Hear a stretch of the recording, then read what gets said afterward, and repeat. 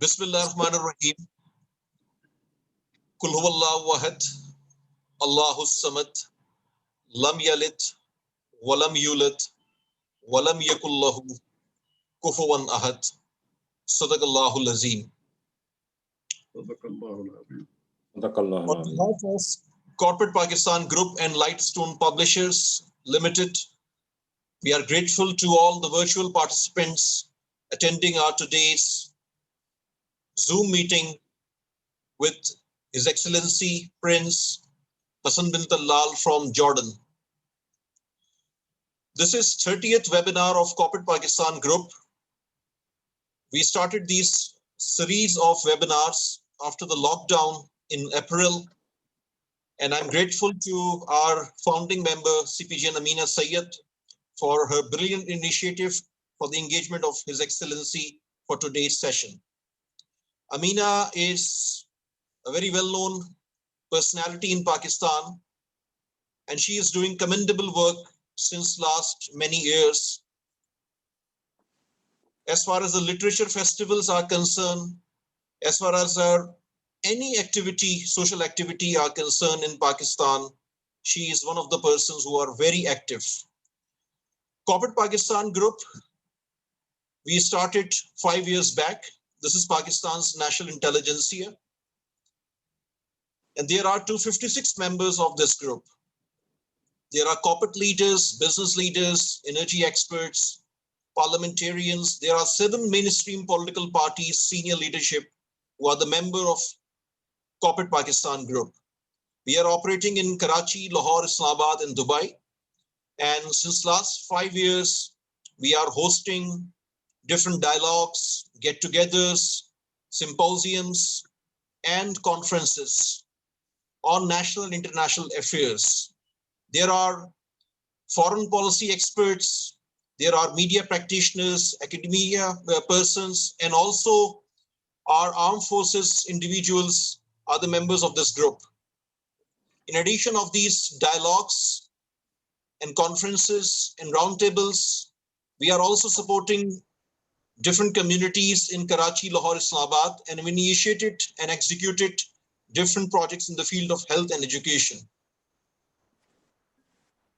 I'm also very grateful to Ministry of Foreign Affairs, Government of Pakistan, for their cooperation for today's session, and also Ambassador Ali Sarvan Nafi, who will moderate the conversation with excellency. I'm again grateful to Amina Sayyed for initiating this program, and I request Amina for the welcome address to the audience. Amina, please. Thank you, Asfar. And thank you very much for collaborating with me to organize this very important seminar.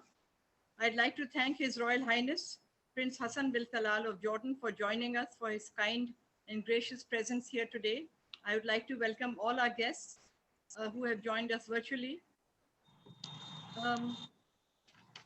I would like to welcome all of you on behalf of Lightstone Publishers, which is a new publisher established just last year.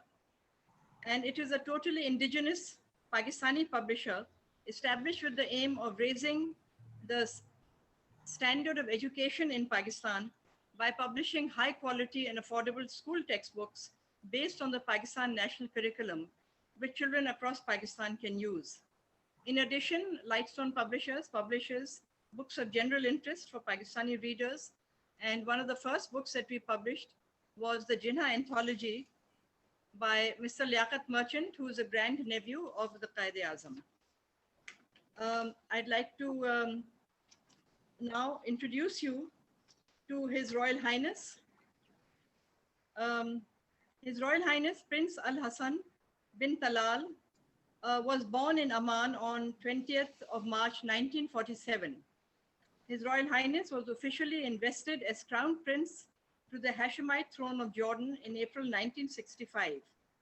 Until the changes in succession brought about by His late Majesty King Hussein in January 1999, he served as the King's closest political advisor, confidant, and deputy, as well as acting as regent in the absence of the King from the country. Prince Hassan has initiated, founded, and is actively involved in a number of Jordanian and international institutes and committees. He has chaired the committees overseeing the first and the three subsequent development plans. His Royal Highness also established a number of conferences, including the Islamic Scientific Academy, the conferences on the history and archaeology of Jordan, the Hashemite Aid and Relief Agency, the Center for Educational Development, and the Institute for Diplomacy. Having always been interested in young people and their community, His Royal Highness founded the Forum Humanum and the Crown Prince Award. On the international stage, many of Prince's ideas and initiatives have been catalytic to international decisions and resolutions. Addressing the 36th session of the UN in 1981, His Royal Highness proposed the establishment of the new International Humanitarian Order, which led to a request by the Secretary General to found and co-chair the Independent Commission on International Humanitarian Issues. The final report of the Commission was adopted as a resolution at the 42nd General Assembly of the UN. Prince Hassan founded the International Cultures Foundation with Professor Ehsan Dogramachi in Ankara. The Parliament of Culture was then formed to fulfill this agenda of promoting understanding among different cultures and enhancing dialogue between their thinkers and intellectuals. His Royal Highness launched Partners in Humanity with aims to improve understanding and promote dialogue between the Muslim and Western worlds. In 2009, Prince Hassan launched the West Asia North Africa WANA Forum, a regional initiative intended to facilitate the exchange of information and ideas on shared social, environmental, and economic challenges. His Royal Highness initiated and hosted consultations with the Orthodox Center in Switzerland, the Pontifical Council for Interreligious Dialogue at the Vatican, and the Interfaith Foundation in the UK. Prince Hassan is founder and president of the Foundation of Interreligious and Intercultural Research and Dialogue in Geneva. He chairs and is a member of a number of international committees and organizations. His Royal Highness is co-honorary chair of the World Refugees and Migration Council and along with US Secretary of State, the former Madeleine Albright. He served as chairman of the Policy Advisory Commission for the World Intellectual Property Organization, WIPO, and was a member of UNESCO's International Interreligious Advisory Committee. His Royal Highness is a prolific contributor to newspapers and magazines on regional and international issues. Prince Hassan is the author of 9 books, many of which have been translated into English, Arabic, French, Greek, German, Russian, Swedish, Spanish, and Italian, and I hope also in Urdu at some stage. His Royal Highness married Her Royal Highness Princess Sarvat in 1968. Princess Sarvat comes from a distinguished family of the subcontinent and is the daughter of Begum Shaista Ikramullah and the former High Commissioner and Foreign Secretary of Pakistan, Mr. Muhammad Ikramullah, both very distinguished and well-known and admired people in Pakistan. His Royal Highness Prince Hassan and Her Royal Highness Princess Sarvat are blessed with 3 daughters, the Princesses Rehma, Sumaya, and Badia, and a son, Prince Rashid, and mashallah, 9 grandchildren, Zain al-Sharaf, Tariq, Ali, Sukaina, Aisha, Arif, Ali, Hassan, and Talat. Thank you very much, Your Royal Highness, for joining us here today.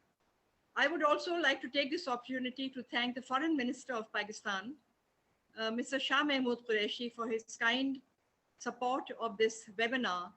And I would like to thank His Excellency, Mr. Imran Akhtar, Advisor to the Foreign Minister of Pakistan on Public Diplomacy, and also Selina Rashid. I would also like to thank His Excellency Ambassador Ali Sarvan Nafi, who will be in conversation with His Royal Highness. Ambassador Ali Sarvan Nafi has had a long diplomatic career of 36 years, culminating in senior ambassadorial positions. Ambassador Nafi served in the UN in New York and Vienna and in Washington, D.C., London, Paris, and Brussels. He served as Pakistan's ambassador to the Hashemite Kingdom of Jordan from 1995 to 1998.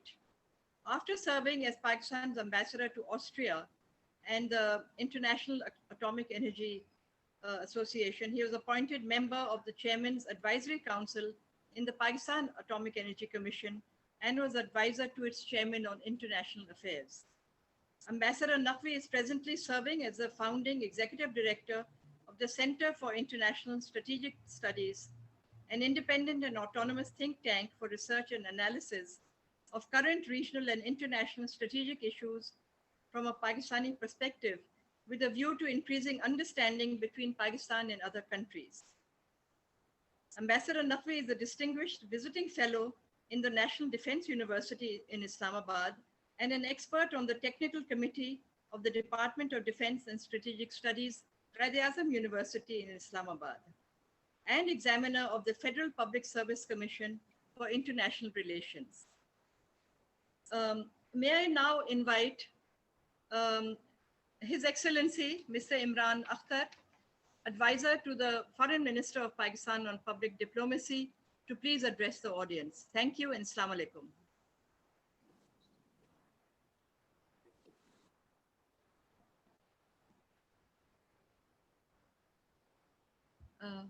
Could you please unmute yourself?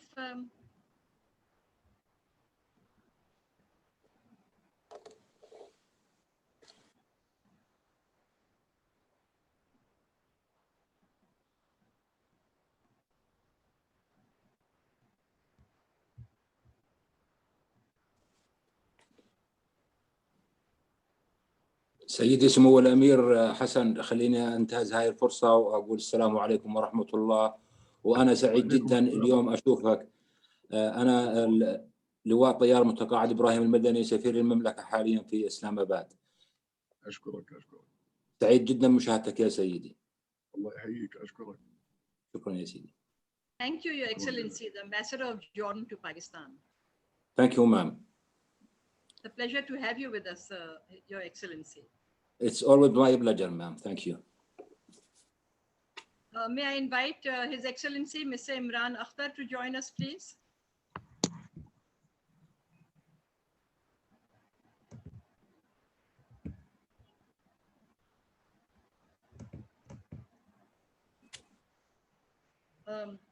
Perhaps I could invite Mr. Imran Akhtar to join us later. May I request His Royal Highness, Prince Al Hassan, to address the gathering, please? Thank you. بسم الله الرحمن الرحيم. يا أيها الإنسان إنك كادح إلى ربك كدحا فملاقيه. صدق الله العظيم. May I say to my extended family, my Susral, that when 52 years ago, my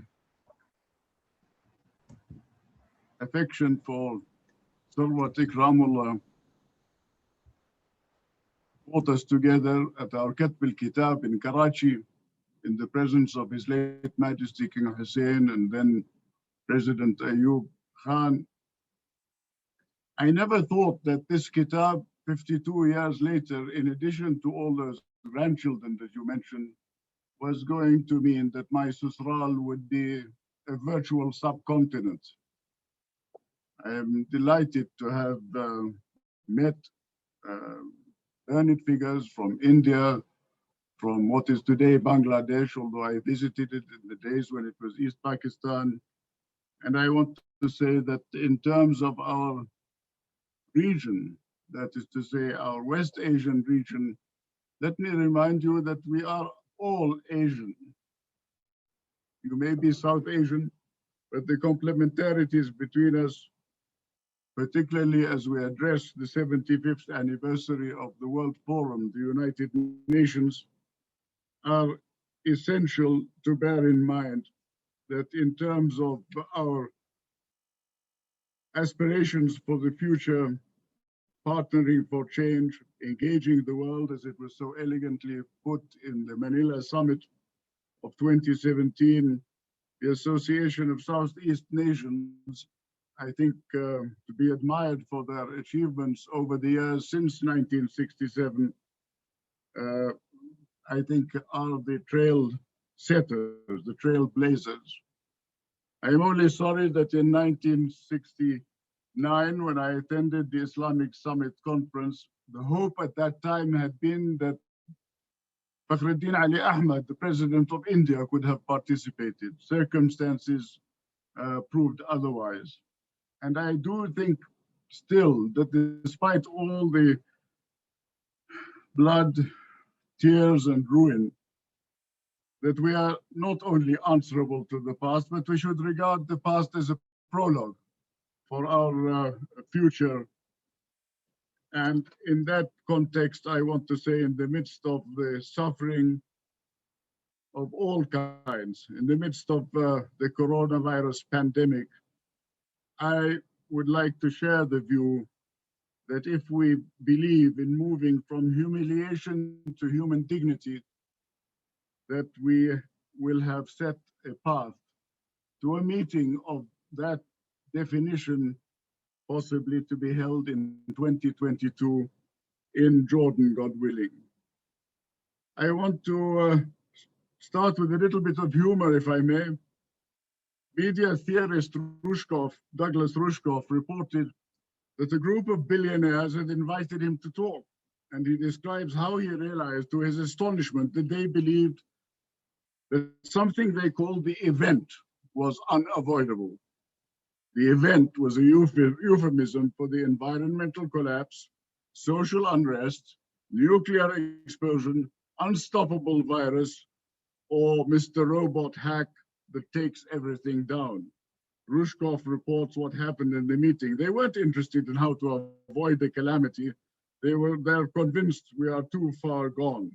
They are simply accepting the darkest of all scenarios and then bringing whatever money and technology they can employ to insulate themselves, especially if they can't get a seat on the rocket to Mars. I would like to be fanciful in my remarks and observation, provided they are creative. And I would like to start not by anticipating your questions, but by speaking of the hope for an Asian Renaissance. It was in January in 2017, I believe, that the World Economic Forum, Davos, and CEOs convened to explore the root causes of and pragmatic solutions for the manifold political, economic, and social fractures facing global society. Questions were put,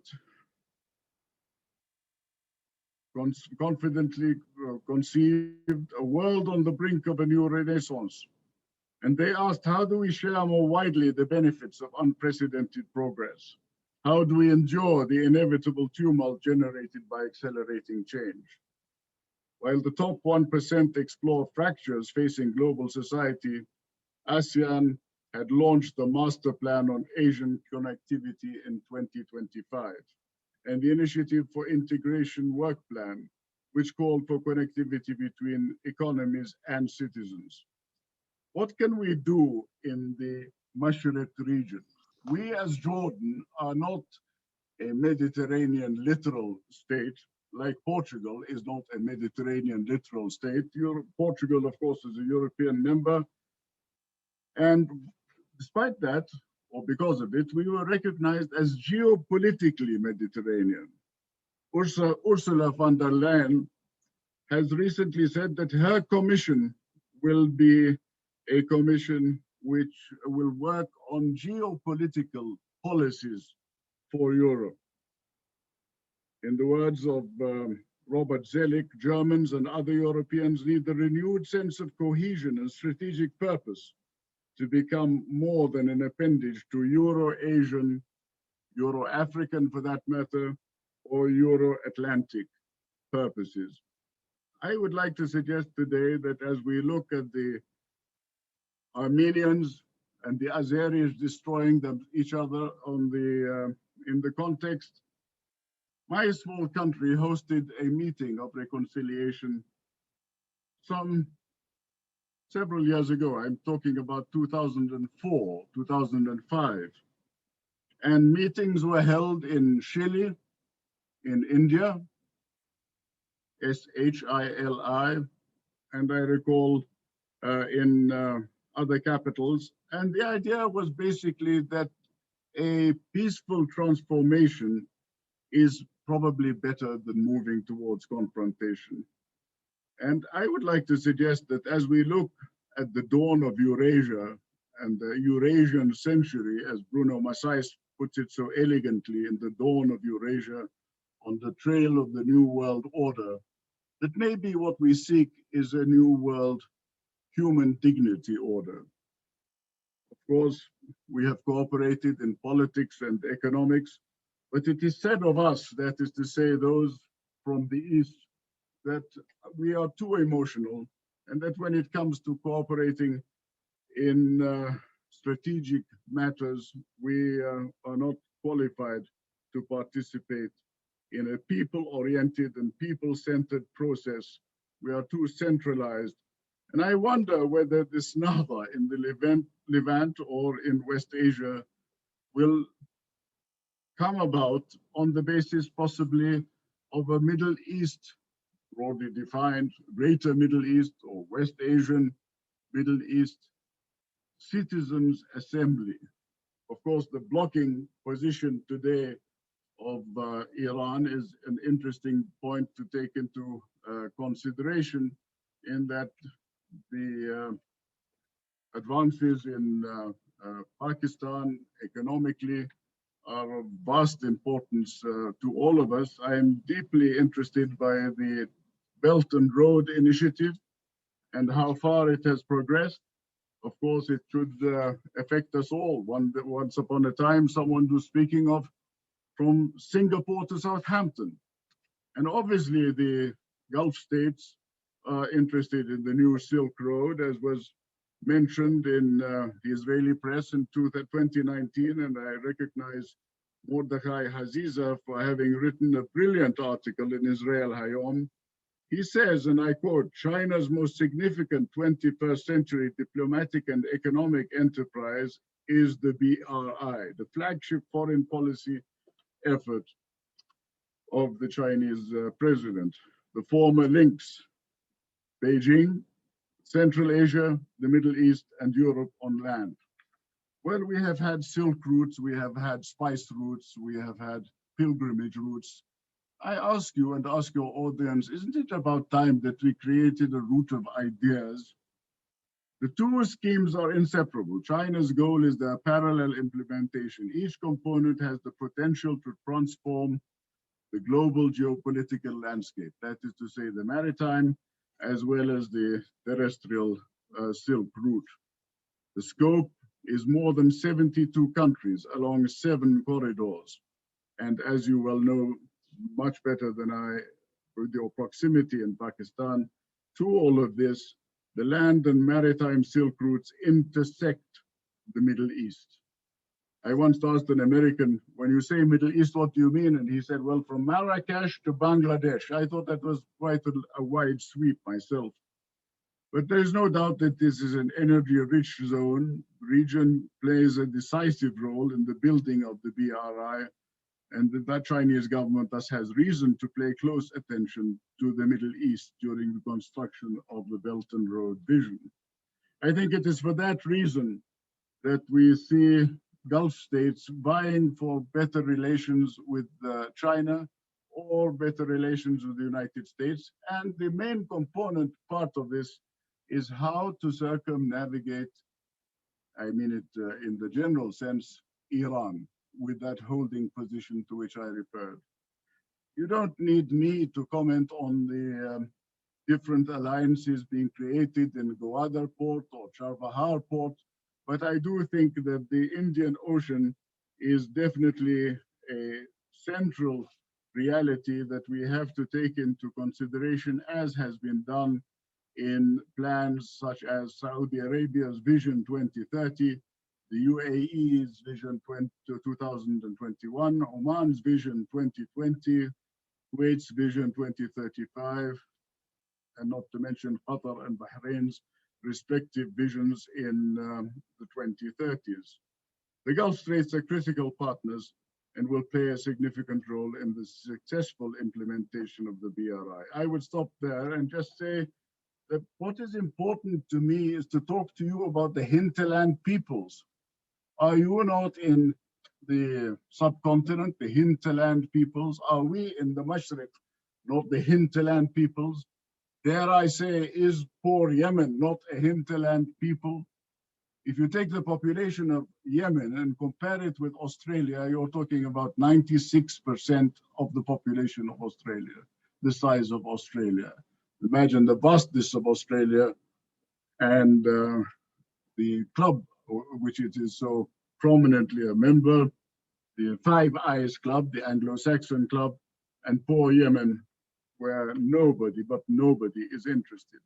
And speaking of being interested, I just wonder whether the questions of the rusty nails, as I call them, that we have inherited from colonialism, dare I say, Palestine, Cyprus, Kashmir, even Northern Ireland, is there really an interest in resolving these issues, or is it a question of lip service? The vision, of course, of solving problems in our region should not necessarily compare to the vision in your region. Of course, I have been asked by many Pakistanis, while Pakistan has stood by the vision of Arabs for the liberation of Palestine, self-determination, and Jerusalem a capital, why is it that you have not done the same in terms of the future of Kashmir? And I want to say once again that maybe in politics, two situations do not have the same equivalence necessarily. But I do want to conclude bearing in mind how important Jerusalem is. And with all due respect to Kashmir, Jerusalem stands out for all of us. That the theme of cosmic oath is in line with the Noahide bond of Genesis, whereby seed time and harvest shall not fail. The dependability of nature for humankind under God, as entrusted with that Khalifa over it, which is the gist of all husbandry, agricultural, technology, art, sciences, and so economies and societies in their histories, their laws and identities, as my dear friend Kenneth Cragg has put it so elegantly in Fada'il al-Quds, the excellencies of Jerusalem. This is something worth remembering, that this is a common human privilege, where there are no privacies and no monopolies, no exclusive holiness, no peculiar peoples, only distinctive races, climates, living spaces, and environments. If we cannot develop a respect for the other in the context of pluralism, then our very state system is being fragmented and dissected in the name of many noble causes, possibly, but at the same time, I do not see a rational future for any of us unless we accept that international justice for all is the way to proceed. I tried to make a few opening remarks, knowing that you will be asking questions. And with that, moderator, may I thank you for your patience.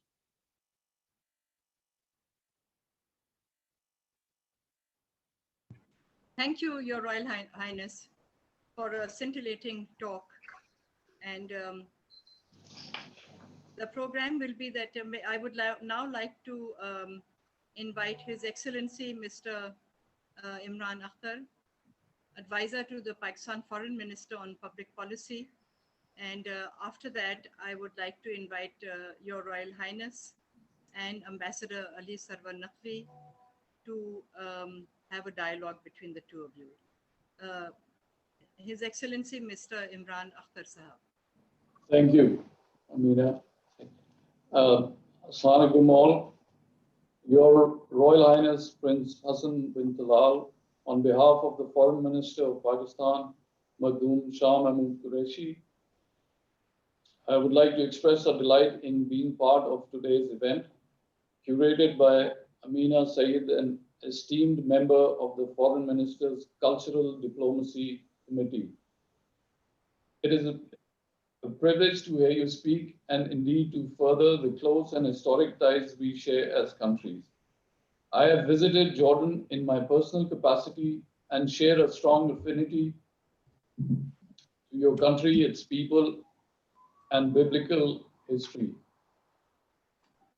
Your Royal Highness, I particularly want to appreciate and echo your firm belief in the importance of interfaith dialogue and the significance of treating our sacred spaces not as venues of division, but as places for dialogue and constructive exchange. In this spirit, today, I would like to plant a seed for collaboration. Let us develop a framework to work together and to develop greater cultural exchange. It is our belief that the peoples of Pakistan and Jordan both stand to benefit from the sharing of progressive cultural heritage. Your Royal Highness, I might also add on a more personal note, we share a mutual love of horses and the sport of polo.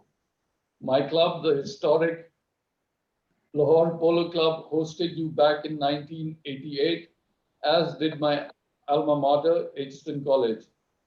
We would be honored to host you again. In conclusion, and with your permission, I would like to draw from your recent article, quoting your words and applying these in context to the human condition as a whole. The schisms are so numerous, the inequity so stark, that a universal respect for human dignity must be brought back to the consciousness of the international community. A politics of humanity is needed to restore respect for human dignity. Thank you all. Thank you, Your Excellency, Mr. Imran Akhtar. May I now invite Ambassador Ali Sarvan Nafi to have a conversation with His Royal Highness, Prince Al Hassan bin Talal.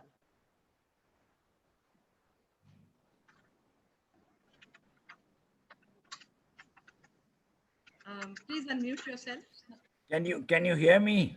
Yes. Very clearly, thank you. Yeah.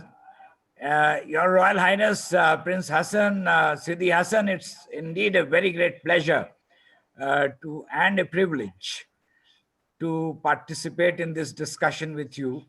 And before I ask you about a few points on which you could further dilate, I'd like to express a few thoughts that came to me when I heard of this.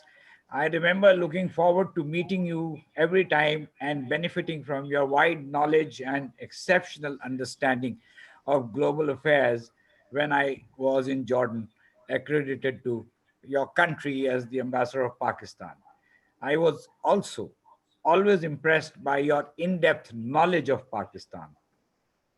We have again heard, Excellency, an excellent tour d'horizon of many current issues and problems.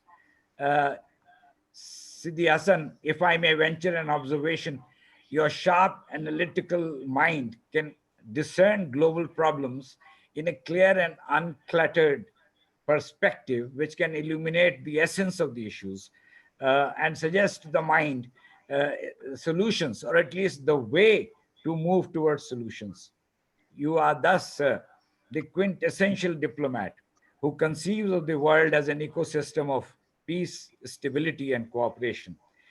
And in such an ecosystem, any diminishing of peace and stability is an aberration, akin to physical environmental degradation. All of us here should pay heed to your thoughts. Finally, Your Royal Highness, your article entitled Reinforcing Connections, Interaction, Cooperation and Resilience, published in a Pakistani publication earlier this month, is an impressive survey of current international issues and problems. Interestingly, you have begun the article with a quote of the Quaid-e-Azam Muhammad Ali Jinnah, saying that India is not a country but a subcontinent of nationalities where leadership should focus on peace within and peace without. I am indeed very delighted to be here to just talk to you, sir. Regarding what you just said in the observations that you made, I would just add, sir, that this is in the 21st century. There are no clarities or certainties. Lines have been blurred in our own region. Pakistan had a very good relationship with the United States, but now the United States has a strong strategic relationship with India. However, the United States wants to remain engaged with Pakistan. Similarly, India had a very strategic and a very long enduring relationship with Russia. And that relationship is still strong, but Russia is opening up towards Pakistan. We have a very good relationship over all these years with China, but India has also a very good trade relationship with China. So all these lines are blurred. This is the 21st century. Diplomacy has changed. It's no longer a world of certainties or clarities. So I would like you to comment on that, sir. Secondly, I carefully noted your comments about the Belt and Road Initiative and Pakistan's involvement with the China-Pakistan Economic Corridor, which I think is the right perspective. And if you want to speak further about it, it will be very, very great. I will be very welcome. And third, sir, I would like you to speak a little bit more about this event in Jordan in 2022 that you spoke about. So I now will stop here, sir, and request you to make your comments. Thank you. I thank you very much, Ambassador Naqvi. I do remember the wonderful moments that we shared together, and I hope that you and your dear family are enjoying good health. To turn to your question, I think that the absence of a concentrated focus on a true presence in our region is evidenced by the continued American announcements of troop withdrawals. However, it comes to my attention that the General Commanding CENTCOM talks about his responsibilities, which extend to certain Central Asian realities. So I wonder whether this is representative of the United States or representative of the United States and its alliances. After all, we see Turkey warning that there should be no intervention in the current conflict over Nagorno-Karabakh, the Russians offering their mediation, but also warning against the continuation of the fighting. And I think that this support by Russia of China and Pakistan is obviously one way of saying very clearly that in our zone of influence, we have greater flexibility as a result of your retrenchment or entrenchment.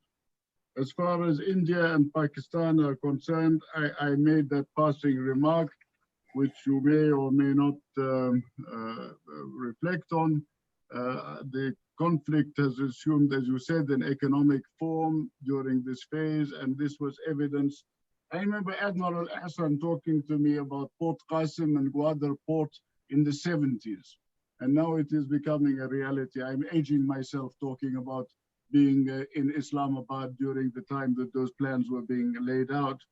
But it is interesting that the conflict between ports, the competition between ports, whether in the Gulf region or in the Red Sea or in the Arabian Sea, or indeed the choke points, including Malacca, are so interwoven, as you well know, that I don't need to comment on these issues. But I do see that the proxies apart from taking initiatives such as the recent signing in Washington with the presence of Bahrain and the UAE on the one side and Israel on the other, but initiatives countenanced by the United States are attempting to address within the election period or the lead up to the election period issues in our region, while at the same time keeping a wary eye on other parts of the world. However, the latitude with which movement is taking place and the growth of Russian influence is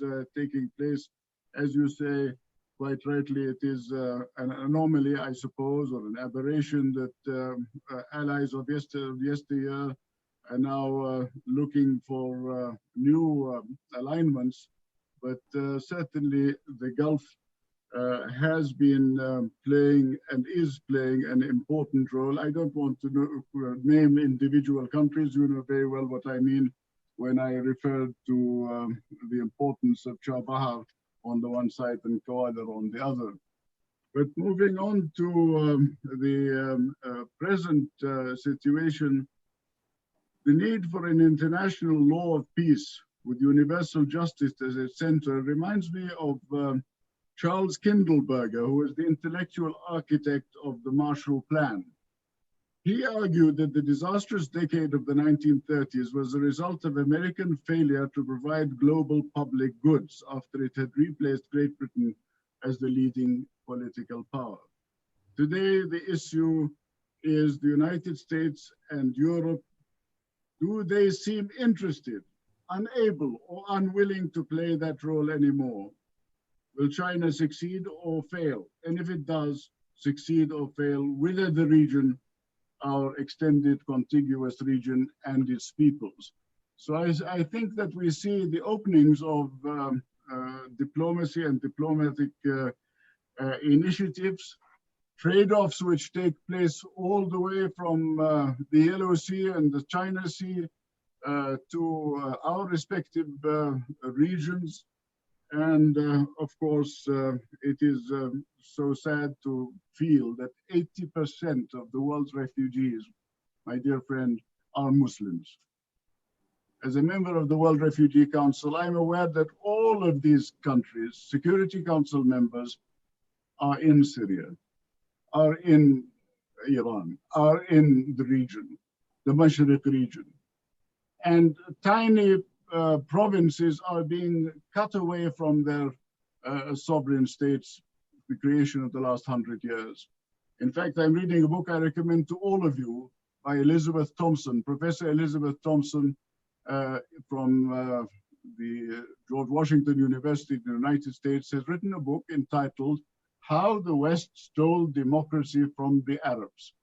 And she refers to the 1920 Constitution at the time of my great uncle King Faisal in Damascus, and she recalls the 1928 Constitution of Egypt in the days of Saad Zaghloul. And basically, the idea was that there should not be a constitution that should be held up as a template of progressive thinking in one part of the Arab world because it might embarrass Anglo-French relations with their former colonies in another. And I would like to go back to the early beginnings of the decolonization movement and say how impressed I am by a recent film publication that I think is a Pakistani achievement, but lauded in India and Pakistan, which emphasizes the early beginnings in the 1920s of the leadership coming, as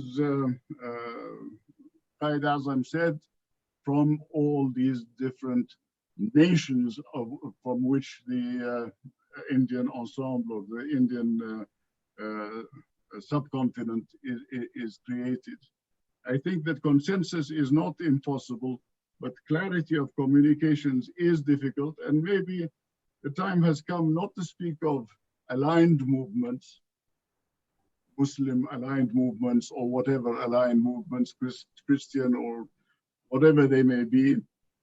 I mean, religion, ideology are one thing, and political progress is obviously hampered by trying to find the middle ground between Rashid Reza and Faisal I. It was the middle ground they were looking for, was between free thought, liberalism, and Islamic law in many instances. But this isn't the middle ground of which I'm speaking. I'm talking about a middle ground whereby we ask in terms of an Ecosoc, rather than pipeline politics of a unilateral nature taking place from Washington into the region. Why do we not talk about an economic and social council within our respective region that discusses before it is too late what is happening to the snows of the Himalayas, how being affected in terms of our great rivers. I have been privileged to work with Blue Peace, an Indian initiative, which actually has spread to the whole region. But is anyone listening? Are we simplifying the concepts to make the general public our natural allies? We are not important after all. It is the people themselves who are suffering and who are therefore important. Thank you for your question, Ambassador. Sidi Hassan, if I may put in a word or two here. You spoke about human dignity and the importance that we should attach to this humanitarian element of our consciousness. Sidi Hassan, Kashmir and Palestine both remain outstanding outrages for the international community. But there seems to be no hope or no light at the end of the tunnel for these unfortunate communities. What would you like to say in regard to any way forward for at least bringing a realization of the humanitarian aspect of these areas, to let political issues remain till a more conducive atmosphere is created? You know better than I the amazing abilities of the late Sir Muhammad Zafarullah Khan. And I would like to quote him when he says, "We are often apt to read history backwards," which I submit is a very wrong method of reading history. So it's not a question of the past as prologue and us to read it backwards, but I think the original concept of how these mandates were promised and how far we have come in terms of what I think Balfour regarded as the prerogative of the mandatory power, that the mandate is a direct injunction of the mandatory power. We know very well how that mandatory power in both our instances withdrew from our respective regions. And in the case of the Palestinians, obviously promised self-determination and the realization of an Arab Palestine state. When the Israeli negotiator would say to me, "Why are you so keen on your position in Jerusalem? After all, only 2 countries recognized you." I say, "Yes, Great Britain and Pakistan, 2 more than recognized you." So it's not a question of the numbers of people who object at a given time. It is a question of the principle. Is there any pretense, as Zafarullah would have said in the case of Jerusalem, even there, that it is going to be an independent city? No. So if there is no pretense of a mandate moving to an independent responsibility, then I think it's about time that those who know better than I on the ground and in proximity come out and serve their consciences. But if the question is also one related to the great rivers and related to the snow of the Himalayas, I was invited to Ladakh. I couldn't go, unfortunately, by the British Geological Society. It was only then that I realized, I sent a representative, how important this is not only to China, but also to India, to Pakistan, and to Nepal. So the question, is it a question of the people? Is it a question of territoriality, identity, or migration? It may be all of the above, but I think that this hotspot has to be addressed with cold reflection at a given time when there is self-confidence, not trust even, but self-confidence on the part of the parties. Today, unfortunately, populism seems to rule the roost. Quite right. This, I think, is a very, I mean, the environment today, is, Excellency, Your Highness, is marked by populism, almost irrational approach to very profound problems. And this stretches from our neighboring country, a leadership there which is not looking at things the way it should be looking, to across the Atlantic. So in much of Europe, it's also the case. It even is in the case in Brazil. So I think we are faced, apart from all the other problems that actually exist, we are faced with a set of leaders who are not at all willing to look at issues in their correct perspective. If you allow me to add, Ambassador, just one point. In 1974, I was sitting with a prominent European politician who, as we were both watching the Turkish paratroopers landing in Cyprus, he said there will be two problems in the decades ahead. One is Palestinians, the Palestinians, and the other is Balkanization. And he wasn't talking about the Balkans. He was talking about the fragmentation of states into ethnic, sectarian, religious, what have you, communities. I'd just like to bring your attention that in the case of Azerbaijan, when we had something to say about the subject in 2004, the possibility of parliamentary elections, we were addressing 2005, the election monitoring included Serbia, Croatia, Bosnia, Herzegovina, Ukraine, Russia, and Georgia. So I think that the involvement in a political activity of those who have witnessed and seen these experiences, as we brought, for example, in the Arab-Israeli conflict, we brought people from South Africa from Northern Ireland who had attended the Good Friday Agreement. The value of experience, of a compartmented experience, is so important. Quite right. Excellency, I think now we should go back to Amina Syed, and she can open up the discussion, because we don't want to impose too much on your time, sir. Thank you so much. Thank you very much. That was a riveting discussion. And may I now invite questions from the audience?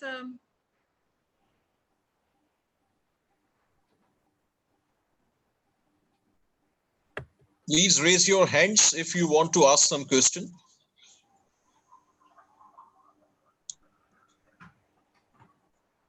So there is a question from General Samresh Salek. He is asking that Israel is gaining diplomatic support of some of Arab countries. What will be views of His Royal Highness on this development, please? Well, I think that knee-jerk reactions and ad hoc statements are probably what have brought us to this denouement, to this situation, that everyone believes that pan-Arab solutions, pan-Muslim solutions, which in my view are the objective. After all, they say Arab countries are establishing diplomatic relations in the hope that you can go to a pan-Arab solution. These are thwarted by those who say, well, there is no Arab peace plan at the moment. And my question is basically, if the Palestinians are at the center of the issue, Why do the Palestinians not initiate a Palestinian peace initiative? I personally don't see the point. I understand it's a very hard pill to swallow, but if other countries are establishing embassies and missions in violation of diplomatic norms at this time as some way of trying to accelerate the arrival of so-called comprehensive peace, if it is to be comprehensive and just, I wonder whether, with all due respect, they were a little hasty in withdrawing their missions and their embassies from these Arab countries who took such a step. And I think that at the moment, the affection for the Palestinians and for their cause internationally is so great and so deep that this should be exploited in reality, because we cannot roll back the occupation, and occupation it is, by simply wishing it so. It was as Ambassador Nafi might remember, in 1969, 68, that I started those studies on settlement colonies, I used to call them. And every visitor who came, I would take to show him the new development of settlement colonies. It's not a question of settlement colonies alone. It's a question of the water that they control. The aquifers that they control are basically the aquifers of the West Bank.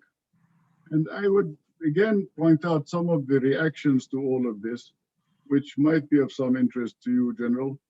A core principle of Arab diplomacy in the conflict with Israel is land for peace.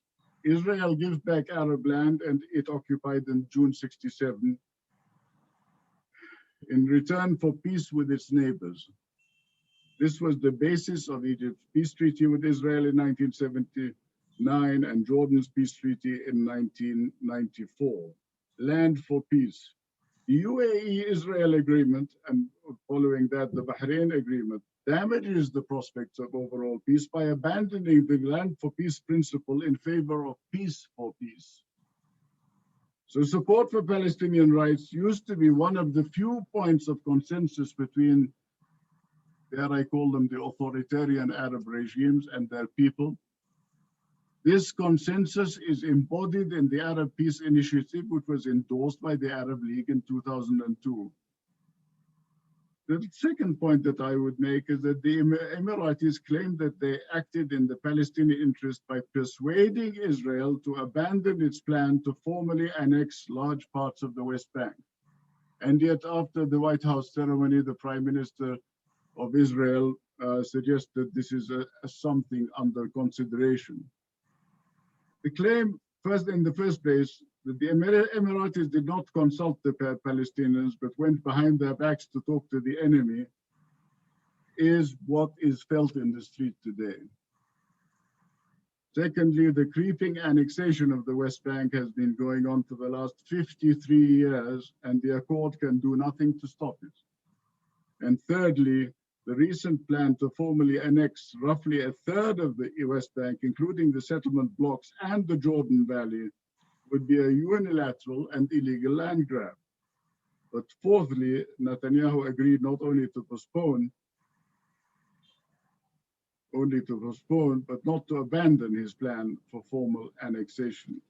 We have yet to see. However, I want to ask in all frankness, is the objective of all of this clear? It is one thing for the rulers of our friends in the Gulf and our brothers to pursue their national interest by bringing their decades-long covert cooperation with Israel into the open. That can be justified as traditional realpolitik. Iran is their enemy and they need Israel's help to confront it. But to pretend that they struck the peace deal with Israel in order to help the Palestinians achieve their goals, I rest my case. Thanks, His Royal Highness. One of our members from Karachi, Corporate Pakistan Group, Amir Pasha, sent a question for you. He's asking, Your Highness mentioned the need to protect human dignity. Unfortunately, the current global leadership agenda is very nationalistic. Keeping this in mind, how can regional disputes be resolved by those directly and indirectly involved without active and support of these global powers? Well, I think if your lodestar is power, then I would not be talking to you. But if your lodestar is justice and dignity and freedom, I feel that the reason why, tiny as I am in the firmament of things, I am not important. As I say, it's the people who are important, who have no voice, who are important. I am the powerless lobby for the powerless. Then I think the only dignity that I have with myself is to say things as I have experienced them. I like the British expression, you know, if you have a difference of minds, if you have a mind, I'd like to meet it.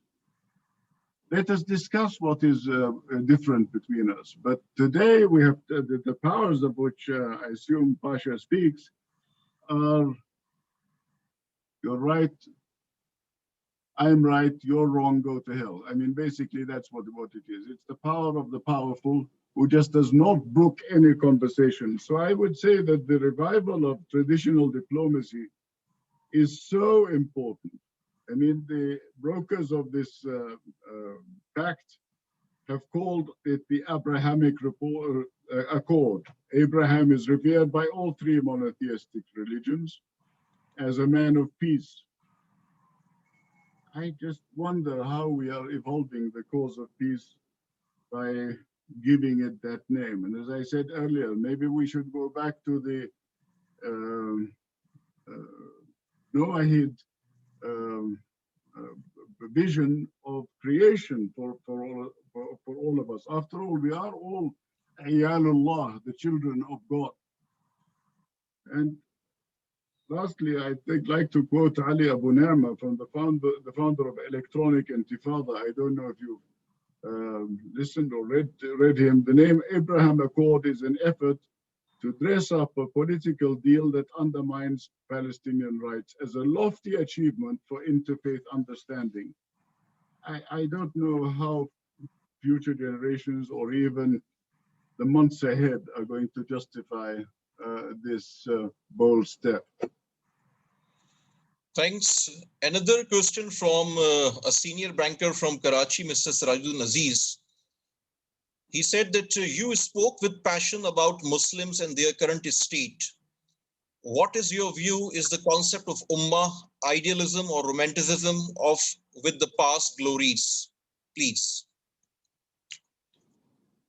Well, my dear friend, I think that we cannot live, and you said the gentleman asking the question is a banker, with globalization as an ideology, i.e. the spread of new distance abolishing technologies throughout the world.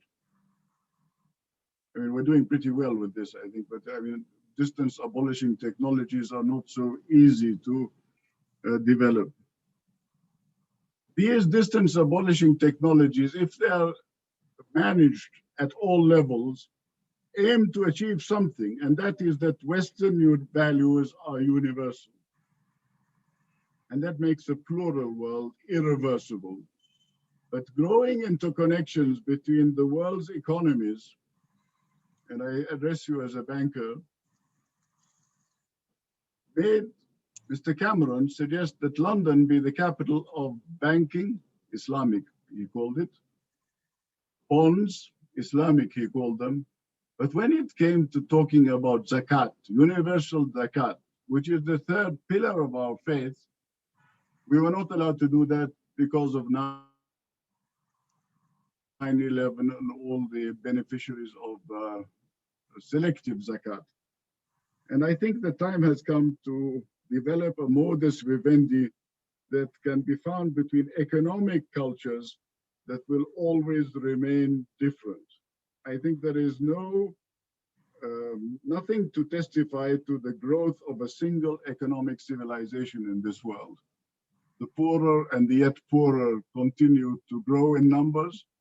The ellipse from the borders of the Atlantic to India and Bangladesh inclusively, excludes, or this bell jar, if you will, excludes billions of people who are hammering at the gates. The Mare Nostrum, as we used to call it, recently it's been described by Filippo Grandi, the High Commissioner of Refugees, as the Night Mare Nostrum, the Nightmare Nostrum, is causing endless suffering. And I just like to mention one word, and that is that when the Arab Spring ministers came to see us, the ministers of finance, I was invited by the Sherpas of the G7 to attend that meeting. And I remembered them that $35 billion was what we asked for with Shimon Peres, I recall, from the European Union at that time, to encourage the will to stay of refugees. The 35 billion for 24 countries running from Morocco to Turkey. We were told first come, first serve. Today, Bangladesh has 1 million Rohingya refugees. Is there no way of repatriating them by expressing the will of those concerned with universal zakat? Zakat al-insani, not zakat al-islami, is something that has to be mobilized if we are going to have any endorsement of that custodianship, that khilafah that the Almighty gave, subhanallah, subhanahu wa ta'ala, to the individual Muslim. Although he is inviting the individual Muslim to show his bond, his commonality with other human beings through this accountable, open, clear expression of zakat. So, I mean, what I admire about Southeast Asia is that they have all these different countries, including major Muslim countries. But in terms of economy, they are intra-independent. I respect you, you respect me, smaller or bigger, and we work together on regional commons. We claim to be independent, but we're totally dependent. Every crisis makes us run from one pole to the other. So in terms of passion, it is also passion with a great deal of concern for conversations between us, which have gone on for 30 years or more. Ministers of finance in India, in Pakistan, in Bangladesh, in Sri Lanka. Of course, we have wonderful conversation beyond the region, but when it comes to the realities, we lack the conviction to disseminate in simple terms acceptable to the common folk. Thank you, Royal Highness. One question is from Mr. Rizwan R. Khan.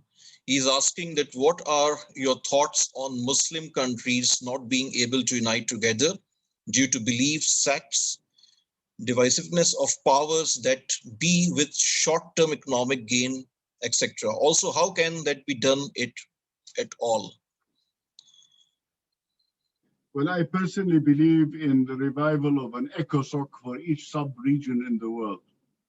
As your own Munir Khan was saying, the head of ECOSOC in the United Nations, that he has great worries over the future of ECOSOC. And this was being said 20 years ago when Ban Ki-moon was promising us a revival of ECOSOC. Obviously, ECOSOC cannot function properly because it is a centralized organization, Economic and Social Council, governed by Bretton Woods and Dumbarton Oaks. United Nations and World Bank, and of course, World Bank and IMF means the influence of those governing these two bodies. So each country is looked at unilaterally, and the result is that with the lack of regional cooperation, our ministers and our private sector and our civil society should be meeting every day of every week of every month of every quarter and presenting a report to the central United Nations body or to the outsider, whoever it may be. If we're going to sign peace agreements with Israel and the Arab countries and the Ajam and the Arab countries, the time has come to make it very clear what our priorities are. We don't have to agree on a scale of 10, but at least let's agree on the priorities. Let us revisit our priorities. We are the second water short country, water poor country in the world. And yet we recognize that no single country can in and of itself solve the problems of the region. So all of these promises of new technologies and so forth are all very well. But what is to be said for desert tech, for example, renewables? When I was president of the Club of Rome for a short while, I suggested that desert tech, and this is mentioned in the what do they call it, the limits to growth study, not the first one, but the second one, I think, of Daniela Meadows. We've come to a point where we have to leverage our future. So the thought was to take the sun from the Gulf across North Africa to Europe, visiting the poor and the vulnerable, al-Hashin wal-Muhammashin. We had a spur going to Sana'a, which was running out of water. We had a focus on Gaza, which is the highest population density in the world. And yet we have Sadra and what they call Masdar and Sidra in the Gulf, into the Gulf countries, which are exploiting solar energy and giving experiences to Germany, for example, to do the same. So just as the hydrocarbons went directly to the industrialized world, the sun is going to the industrialized world. So for God's sake, it's not a question of differences, it's a question of understanding the challenges. And maybe those in authority do not understand the challenges because they will not accept a regional barometer of basic facts. In Dakar, Ghana, you have an Afro barometer, but absolute fact is made available to citizens. In our part of the world, I wish that we had a national information system that provided data which is incontrovertible and available to all, however powerful or wealthy or deprived they may be. Thank you, Royal Highness. This is second last question. This is from our member of Corporate Pakistan Group, Mr. Khalid Awan. He is the chairman of TCS and Transam Group. He's asking that Your Highness, I belong to a generation that remembers the happy day of your wedding in 1968 with Princess Sarwat in Karachi, in the presence of your brother, late King Hussain, and our President Ayub Khan. Very happy to see you today and hear of your family now, mashallah, of 4 children and 9 grandchildren.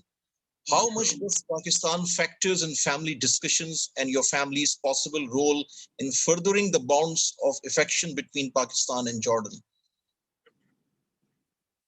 I would like to think that not a day goes by without our discussing from the desi khana that we eat to the clothes that some of us wear, but with particular attention to not the latest fashions in Pakistani saris. I find that a little bit difficult to take, but the traditional links and bonds exist. But I would like to hope with you that maybe something more people-oriented can be developed. And that's why I think people-to-people contacts are so important. I think that we are awful stereotypers, and all of these external influences of Sunni and Shia and Ajam and Arab and all of this have gone a long way in terms of the way we see each other is linked to the way the